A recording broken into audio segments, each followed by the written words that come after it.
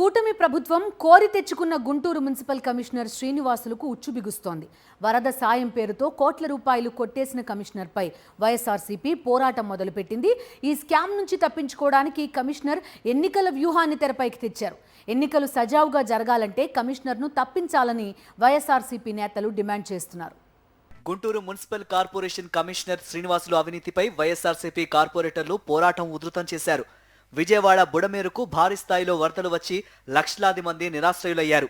అయితే వరద బాధితులకు సాయం అందించేందుకు గుంటూరు కార్పొరేషన్ కమిషనర్ శ్రీనివాసులు ఎవరికీ సమాచారం ఇవ్వకుండా 9,24,00,000 నిధులను ఖర్చు చేశారు. దీనిపై ఈ నెల 4న జరిగిన కార్పొరేషన్ కౌన్సిల్ సమావేశంలో 80వ అజెండాగా అంశాన్ని చేర్చారు. ఈ అంశం చర్చకు రాకముందే కమిషనర్ సభ్యులు అడిగిన ఒక ప్రశ్నకు సమాధానం చెప్పకుండా తనను అవమానిస్తున్నారంటూ ఆగ్రహించారు.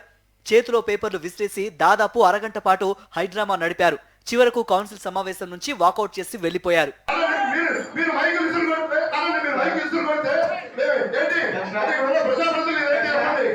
తరువాత సమావేశం ప్రారంభమైన కమిషనర్తో పాటు అధికారులు ఎవరూ సమావేశానికి హాజరు కాలేదు.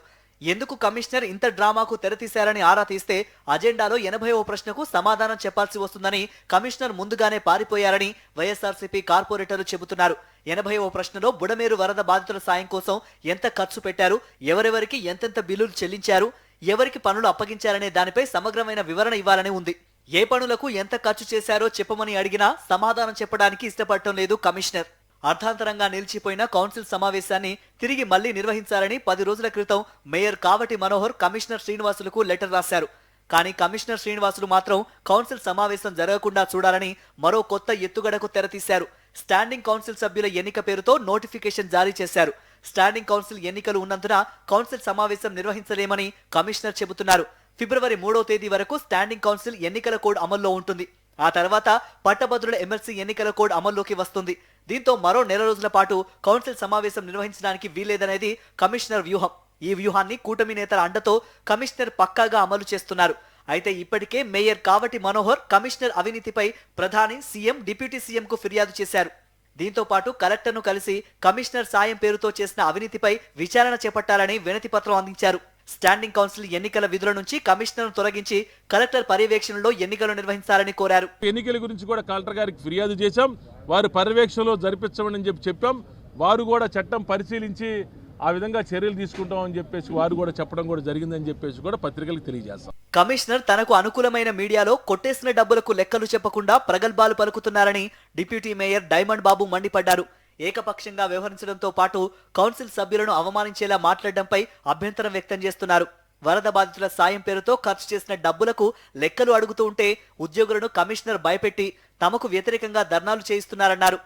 కమిషనర్ కు చిత్తశుద్ధి ఉంటే వరద సాయం ఖర్చులపై బహిరంగ చర్చకు రావాలని సవాల్ విసిరారు. ప్రతి దానికి ఆధారాలు ఉన్నాయి, మేము మాట్లాడే ప్రతి దానికి ఆధారాలు ఉన్నాయి. కాబట్టి కౌన్సిల్ హాల్లో ప్రజా ప్రయోజనాల దృష్ట్యా ఒక చర్చకు మేము సిద్ధంగా ఉన్నాము. ప్రతి అంశం మీద ఆరోపణలు కాదు, ఇవి మాట్లాడతాం. మా దగ్గర ఉన్న ఆధారాలు ఏంటో విత్ ఎవిడెన్స్ తోటి ఆ రోజు చూపిస్తాం. మేము ఆయన దగ్గర ఉన్న ఆధారాలు ఏంటో తీసుకొని రమ్మనండి.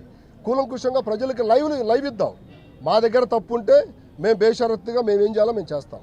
గుంటూరు కార్పొరేషన్ కమిషనర్ శ్రీనివాసులు ఎవరికీ సమాచారం ఇవ్వకుండా 9,24,00,000 నిధులను ఖర్చు చేశారు.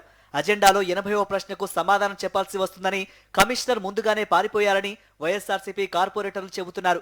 అర్థాంతరంగా నిలిచిపోయిన కౌన్సిల్ సమావేశాన్ని తిరిగి మళ్లీ నిర్వహించాలనేది 10 రోజుల క్రితం mayor Kavati Manohar commissioner శ్రీనివాసులకు letter రాశారు. స్టాండింగ్ కౌన్సిల్ సభ్యుల ఎన్నికల పేరుతో నోటిఫికేషన్ జారీ చేశారు.